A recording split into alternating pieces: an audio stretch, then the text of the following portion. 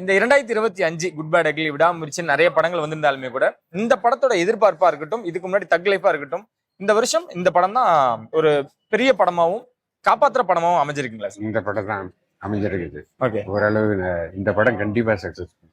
அந்த அளவுக்கு ஓரளவு பண்ணோம். புக்கிங் ஆகாது. ஃபர்ஸ்ட் ஷோ பார்த்துட்டு போயிடுவாங்க. ஆனா ஃபர்ஸ்ட் ஷோ பார்க்காத இருக்கும்போது புக்கிங் பண்ணிக்கினே இருக்கிறாங்க. ஓகே. நீங்க எல்லா ஷோக்கும் டிக்கெட் வாங்கிட்டு போயிட்டே தான் இருக்கிறாங்க. காரணம் என்னடா, படம் நல்லா இருக்கும், இவர் படம் ஒரு முறைனாலும் பார்க்கணும், அவ்வளவுதான். அந்த ஒரே காரணத்துக்காக டிக்கெட் வாங்கி போயிட்டே இருக்கிறாங்க. நீங்க விஜய், அஜித், சிவகார்த்திகேயன், விஜய் சேதுபதி, சூர்யா, விக்ரம் இந்த மாதிரி எல்லா நடிகர்களையும் பாத்துட்டீங்க.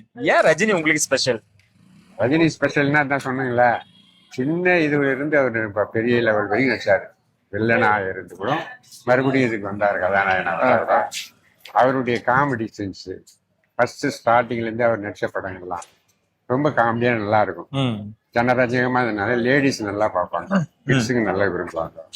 நாங்க இப்ப பெரியவங்களும் நல்லா விரும்புவாங்க. அது மாதிரி எல்லாத்தையும் கதை ஒரு இது பண்ணுது அப்படிதான். சில பேருக்கு சில நடிகருக்கு தான் பிடிக்கும், சில இது பிடிக்காது. ஆனா ரஜினி மட்டும் இவங்க யாருமே சொல்றது இல்லை. ஓகே. ஒரு முறை பார்க்கணும். எல்லா நடிகர்களோட ரசிகர்களும் ரஜினி படத்துக்கு வந்துருவாங்க. எல்லா ரசிகரும் பார்க்கறாங்க. அதுல ஒரு சந்தேகமே இல்லை. இல்லை ஒரு படம் இல்லை இருக்காது அப்படின்றத மாதிரி இல்லை. நம்ம ஏரியாவில் தமிழ் ஏரியாவில் இது தமிழ் ஏரியா தான். தெலுங்கு ஆடியன்ஸ் கூட நல்லா பாக்குறாங்க.